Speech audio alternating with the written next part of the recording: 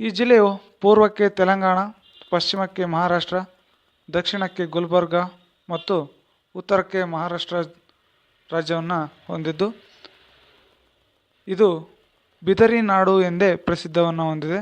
ಇದಕ್ಕೆ ಕರ್ನಾಟಕದ ಕಿರೀಟ ಎಂದು ಕೂಡ ಕರೆಯುತ್ತಾರೆ.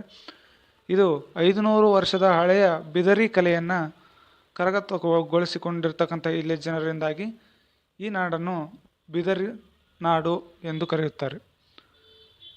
ಕೃಷಿಯ ವಿಷಯಕ್ಕೆ ಬಂದಾಗ ಪ್ರಮುಖ ಬೆಳೆಗಳೆಂದರೆ ಜೋಳ, ಸಜ್ಜಿ, ಹಸಿರು ಬೇಳೆ, ಕರಿಬೇವು, ಭತ್ತ, ಶೇಂಗಾ, ಗೋಧಿ, ಕೆಂಪಕ್ಕಿ, ಕಬ್ಬು, ಮೆಣಸಿನಕಾಯಿ ಇತ್ಯಾದಿ ಬೆಳೆಗಳನ್ನು ಬೆಳೀತಾರೆ.